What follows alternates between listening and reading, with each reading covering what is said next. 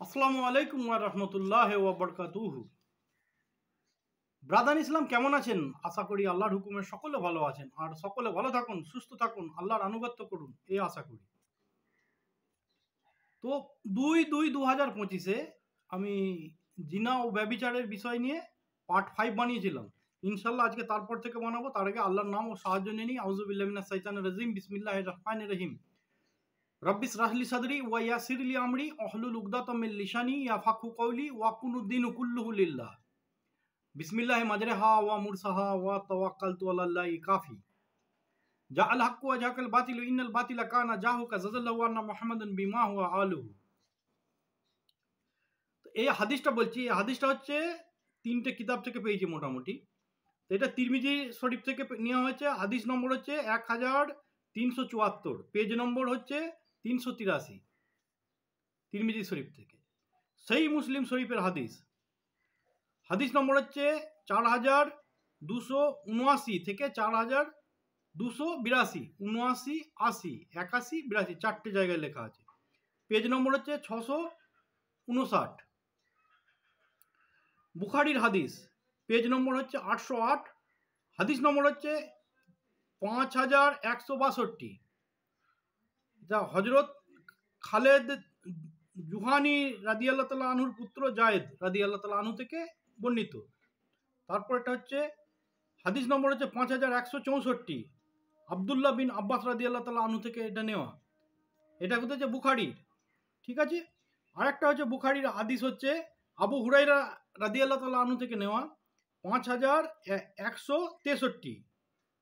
বুখারী থেকে এত জায়গায় আছে, মুসলিম শরীফে যেটা আছে সেটা বলে দিলাম, এবং তিরমিজি থেকে বলছে। হাদিসটা হচ্ছে এটা খুবই জরুরি জানার জন্য। হর মুসলমান মা বাপকে জানার দরকার, হর মুসলমান বান্দার জন্য জানার দরকার, যে হর ব্যক্তি যে গুনাহ থেকে বাঁচতে চায় সেই সব ব্যক্তি অবশ্যই জানা দরকার। সেই হচ্ছে যে হজরত সামিতের পুত্র উবাইদা রাদিয়াল্লাহু তাআলা আনহু থেকে বর্ণিত।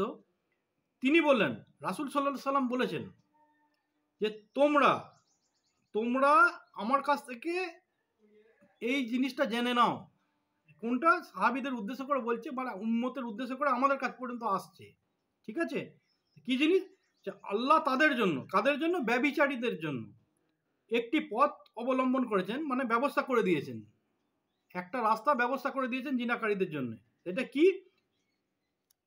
সেটা হচ্ছে বিবাহিত পুরুষ ও মহিলা যদি সহমতের সাথে কোনো জায়গায় ব্যভিচার করে, মানে স্বামী স্ত্রী নয়, এক বিবাহিত স্ত্রী আর এক বিবাহিত পুরুষের সঙ্গে রাজামন্দির সাথে ব্যভিচার করেছে, তো তাদের ঘাড়ে যদি ধরা পড়ে যায়, আর তারা ধরা পড়লে তো কবুল হয়ে গেল সবাই সামনে, তো উভয়কে 100 চাবুকে করে মারা হয়, এবং তাদের ঘাড়ে রজম। রজম মানে কি? রজম মানে হচ্ছে পাথর মেরে হত্যা করে দেওয়া, ঠিক আছে। রজম করবে।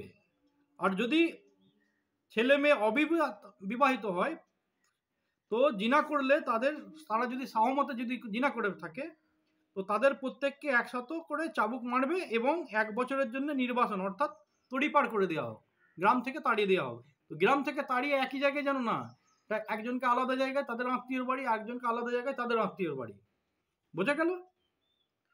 আর যদি কারোর অবস্থায় জবরদস্তি করা হয়, যার উপর মানে যাকে বাংলায় বলা হয় ধর্ষণ, তো সে তো মানে মজলুম, নিরপরাধ, তার কোনো সাজা নেই। যারা ধর্ষণকারী তাদের সাজা, ঠিক আছে। এই আল্লাহ তরফ থেকে একটা সহজ পন্থা এটা। যদি কেউ জিনা করে ফেললো, তো তাকে রজম করে, সে যদি নিজে রজম করিয়ে নেয়, তাহলে আল্লাহর নজরে সে পবিত্র হয়ে গেল। আর তা না হলে এই দুনিয়া থেকে বয়ে নিয়ে যাওয়া পাপ বহুত ভয়ঙ্কর, তাকে একটা একটা করে তাদের শোধ দিতে হবে, মানে এর থেকে কাই 1000 গুণ বেশি কষ্টদায়ক জিনিস। হয়ে গেল একটা হাদিস বললাম। দ্বিতীয় একটা হাদিস হচ্ছে সহিহুত তারগিব কিতাবের নাম, হাদিস নম্বর হচ্ছে 1807, এর পেজ নম্বর আমি জানি না। তো এই হাদিসটাও জানা দরকার আমার প্রত্যেক, মানে ছেলের বয়সী ছেলেদের ঘাড়ে বলা হচ্ছে, মানে ভাইয়ের বয়সী ভাইদের ঘাড়ে বলা হচ্ছে, এবং বয়স্ক আমার বুজুর্গ মানে চাচা মামাদের বয়সী লোকেদের ঘাড়ে বলা হচ্ছে।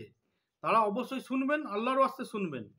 এই হাদিসটা হচ্ছে, যে ব্যক্তি তার স্ত্রীর হক মাহরানা আদায় করলো না।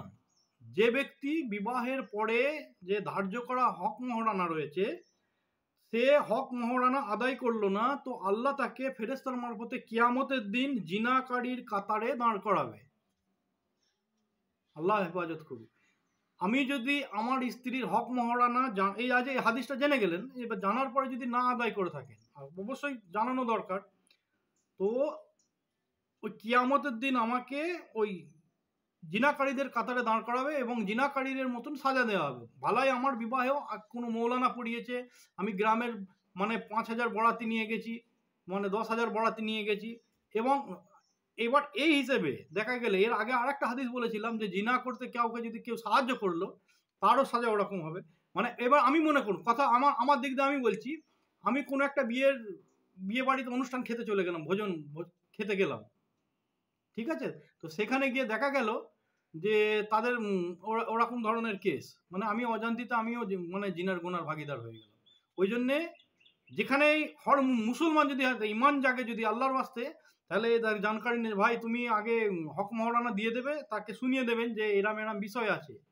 হক মহারানা না দিলে আপনার স্ত্রী বৈধ হলো না, অবৈধ রইল। এরাম তাকে আদম আলাইসাল্লামকে হক মহারানা দেওয়ার পরই তিনার জন্য বৈধ করা হয়েছিল। ওই আদম আলাইসাল্লাম কি দিয়েছিলেন, আম্মা হাওয়া রাদিয়াল্লাহু তাআলা, হাওয়া আলাইসাল্লামকে বিবাহ করার পর, তো বিয়ের পর আল্লাহ বিয়ে পড়িয়েছে, তারপরে ছুটে যাচ্ছে বলে না আগে হক মোহর দেবো। বলে আল্লাহ আমি হক মোহর বিষয় জানি না, আর কি দেবো, আমার কাছে তো কিছুই নেই। কোনো জায়গা থেকে শুনেছে যে আল্লাহর রত্ন ভাণ্ডার থেকে 10টা কিছু দিয়েছিল। এবং আরেকটা হাদিস আছে যে বলে আমার নবীর নামে দরুদ শরীফ পড়ে দাও 10 বার, 10 বার দরুদ শরীফ পড়ে দিলে তোমার হক মহারানা আমি আদায় করে দিলাম, আমার তরফ থেকে ছুটকারা হয়ে গেল। তারপরে তুমি তোমার স্ত্রীকে স্পর্শ করো, মানে বাকি তোমার ইস্তেমালে তুমি গ্রহণ করতে পারো। আদম আলাইসাল্লামকেও ছাড়িনি। এবং এই বিষয় নিয়ে যখন আলী রাদিয়াল্লাহু তাআলা আনহুর সঙ্গে আমার রাসূল সাল্লাল্লাহু আলাইহি সাল্লাম ওনার কন্যার বিবাহ দিয়েছিলেন ফাতেমা রাদিয়াল্লাহু তাআলা আনহুর সঙ্গে, তো তখন এরম বলেছিলেন যে আলী তুমি আমার মেয়ের হক মহারানা দাও। ওনার কাছে তো আমার কাছে তো কিছু নেই। আমি বলছে তাহলে তোমার এই হেলমেটটা খুলে বিক্রি করে পয়সা দাও। মানে যুদ্ধ করতে যাওয়ার সময় একটা হেলমেট ছিল যাতে তরোয়ালের ঘা না লাগে, তো সেই হেলমেট বিক্রি করেছিল। এবং উনি ওই উসমান রাদিয়াল্লাহু তাআলা আনহু মনে হয় কিনেছিলেন। যাই হোক অতটা আমি বললে এখন হাদিস বেরিয়ে যাবে, অনেক আমি যেটা বিষয় আছে সেইটাতে বলি। এমনকি ফাতিমা রাদিয়াল্লাহু তাআলা আনহুর বিয়ের সময়তেও হক মহারানা আদায় করা হয়েছিল। তো আমাদের সমাজে দেখা যায় যে বরযাত্রী আসছে, আমাকে বিয়েতে না বললে আমার মানে মুখ ফুলে মোচা হয়ে যায়। কিন্তু ওই বিয়ে বাড়ি গিয়ে খাওয়াটাও যে একটা জিম্মেদারির বিষয়, বুঝে গেল। কারো বিয়েতে আমি গিয়ে খেলাম, তাদের জন্য দোয়া করলাম না, কিয়ামতের দিন আমি আটকে যাব। বিয়ের দাওয়াত খাওয়া মানেই দোয়া করতে যাওয়া। বিয়ের দাওয়াত খাওয়া মানে আনন্দ নয়, বিয়ের দাওয়াত খাওয়া মানে দোয়া করতে যাওয়া। আর লোক খেয়ে দিয়ে পালিয়ে যায়, বিয়ের সময়তেই থাকে না। অনেক জায়গায় দেখা গেছে বরযাত্রী এলো, আগে খাওয়ান দাওয়ান হয়ে গেল, খাওয়ান দাওয়ানের পর মানে দেখা গেল টুকটুক টুকটুক করে কমতে থাকলো। যখন বিয়ের হচ্ছে, দোয়া হচ্ছে, সেই সময় দোয়াতে দেখা যায় 5 জন কি 10 জন কি 15 জন কি 20 জন হাত তুলে আছে, বাকি এদিকে ঘুরছে ওদিকে ঘুরছে, খেয়ে আমতলায় গেছে, জামতলায়, ক্যাঁটাল তলায়, হালকা হতে সব চলে যায়। কিন্তু বিয়ের উদ্দেশ্যটাই হচ্ছে সাক্ষীর জন্য আসা এবং দায়িত্ব নেওয়া, যে এই মেয়েটাকে নিয়ে যাওয়া হচ্ছে এই গ্রাম থেকে, ওই মেয়েটাকে ওই গ্রাম থেকে আনা হচ্ছে আমার বাড়িতে, তার উপর যেন টর্চারিং হলো, আমরা সাক্ষী রইলাম, আপনার মেয়েকে আমার মেয়ের মতন হিফাজত করে রাখবো। এই উদ্দেশ্যে বরযাত্রী আসা, এই উদ্দেশ্যে আসা যাতে তার সাক্ষী, এই উদ্দেশ্যে আসা জিম্মেদারি নেওয়া। বোঝা গেল তো? আর আমাদের সমাজ উল্টো করে বসে আছে। যাই হোক, এই জিনিসগুলো জেনে গেলেন, এই জিনিসগুলো আমল করবেন আল্লাহর ওয়াস্তে। ঠিক আছে, এই দুটো ছোট ছোট হাদিস বললাম, আর একটা বলবো, 9 মিনিট 10 মিনিট হয়ে গেছে, যদি এর মধ্যে কোনো ভুল করে থাকি তো মাফ করবেন। আর আমি পরে আরও দুটো হাদিস বলবো।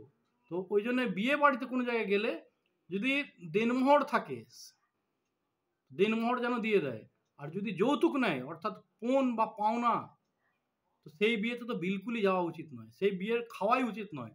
কেন, যে বিয়েতে পাওনা নেয় মুসলমান, সে জেনে রেখে দিলেন যে ওই ছেলের বাপ তার ছেলেকে বিক্রি করে দিল, এবং সেই মহিলা যতদিন রান্না করে খাওয়াবে শ্বশুরকে, সে পায়খানা খাবে। ওইটা যদিও আমার কাছে হাদিসটা, আমার কাছে লিখিত হাদিস নেই আমার কাছে, আমি উলামাদের মুখ থেকে শুনেছি। আর বলবে ভবিষ্যতে যখন ছেলেরা বউ বা ছেলে যখন অন্যরকম হয়ে যাবে, বলবে দেখছো আমি বিয়ে হওয়ার পর আমার ছেলে আর আমাকে দেখে না, বউ নিয়ে পাগল। কিন্তু বিষয়টা হচ্ছে এইখানেতে, ঘা তুমি ওখানে মেরে দিয়েছো। আমি বড় এক কলসি পানি ভরলাম, দিয়ে ঘা মেরে ছোটো করে ফুটো করে দিলাম, আস্তে আস্তে তো পানি বেরোবারই আছে না। একটা সময় আসবে যখন পানিটা পুরো বেরিয়ে যাবে, তখন বলবো দেখো আমি ঘোড়া ভরেছিলাম পানি নেই, কিন্তু আমি ছেনি মেরেছি সেটা দেখাও, সেটা বলো সমাজকে যে আমি আমার বেটার বিয়ের সময় এই পাওনা দাবি করেছিলাম, তাই পাওনা দাবি করেছিলাম। ভিখারির মতো সেই বাবা ভিখারির মতন ভিক্ষা করে নিল, জেনে রেখে দেবেন। একটা মেয়ের বাপের কাছ থেকে যদি পাওনার দাবি করে, সেই ভিখারি, তার মতন ভিখারি আর কেউ নেই, সে ছেলে বিক্রি করা ভিখারি। এত বড় নীচ মানুষ। আল্লাহ যেন হর মুসলমানকে হেফাজত করে। তো সেই সব বিয়েতে ইমানদার ব্যক্তি যারা, আপনার মধ্যে ইমান থাকে, সেই সব বিয়েতে হাজির না হওয়াই উচিত। আমার মতো, আমি একটা ব্যক্তিগত রায় বলছি, পাওনাওয়ালা বিয়েতে আমার মতো মানুষ যেন মানে আমি যেতে রাজি হই না। তাতে লোকে খারাপ বললো, কি বললো না বললো, আমার কিছু যায় আসে না। তবে মেয়ের বিয়েতে হলে যেতে রাজি, কেন মেয়ের বাপ তো নিরুপায় মজবুর, সেই সেই হিসেবে আমি মেয়ের বিয়েতে যাই। ছেলেদের বিয়েতে যদি পাওনা দহেজের বিষয় হয়, সেখান থেকে চেষ্টা করি সরে আসার। খুব যদি অতি আত্মীয় হয় তাও আমি সরে আসি, জানার পরে। এগুলো অজান্তিত আমি অনেক জায়গায় বিয়েতে গেছি, যে ছেলের পাওনা নিয়েছে সাইকেল, আংটি, ঘড়ি, তখনকার বিষয়। কিন্তু তখন তো আমি জানতাম না, তখন আমার এইসব জ্ঞান ছিল না। যেই থেকে আমি জানতে পেরেছি যে এর দিন, ওই কিয়ামতের দিন আমাকে অংশ দিতে হবে, ওর মার আমাকে শুধু খেতে হবে। আমি শুধু এক পিলা ভাত খাওয়ার জন্য, এক বাসন ভাত খাওয়ার জন্যে আমি ওই কিয়ামতের দিন মার খেতে যাবো, আমার দরকার নেই বিয়ে খাওয়া। আপনারাও আল্লাহর রাস্তায় খাবেন না। দহেজ লেনেওয়ালা ব্যক্তির বিয়েতে, তার ছেলের বিয়েতেই হোক আর মেয়ের বিয়েতেই, মানে মেয়ের বিয়ের বিষয়টা আলাদা, ছেলের বিয়েতেই হোক আর ভাইয়ের বিয়েতেই হোক বা বন্ধুর বিয়েতেই হোক, যাবেন না, আল্লাহর রাস্তায় যাবেন না। তবে ওই ওই ব্যক্তি শুধরাবে, যে যদি সমাজের অধিকাংশ লোক না যায় না, তখন ও লজ্জায় ওর মানে দহেজ নেওয়াটা, প্রথাটা বন্ধ হবে। আপনারা সকলে মিলে এগিয়ে এসে এই লাইনটা ধরুন, যেন কোনো মেয়ের বাপের কাছে কোনো ছেলের বাপ মানে যৌতুকের মানে দাবি না করে। আল্লাহ হাফিজ। যদি এর মধ্যে কোনো ভুল করে থাকি মাফ করবেন। আর আমি কারো উদ্দেশ্যে, কাউকে মানে ছোট করার উদ্দেশ্যে বা ঠেস পৌঁছানোর উদ্দেশ্যে আমি এই হাদিস বানাইনি। আমি আল্লাহর উদ্দেশ্যে বানাচ্ছি। আমি কবরে আজাব থেকে বাঁচার জন্য করেছি, আর আমার মুসলমান সমাজকে সচেতন করার জন্য, যে যেটুকুন পারবে। তবে এর মধ্যে অনেকজন শোনে, অনেকজন শোনে না, সেটা তার ব্যক্তিগত বিষয়। তার কান পর্যন্ত পৌঁছে যাওয়ার পরে যদি সে না শোনে, তার চোখ পর্যন্ত পৌঁছে যাওয়ার পর সে যদি না দেখে,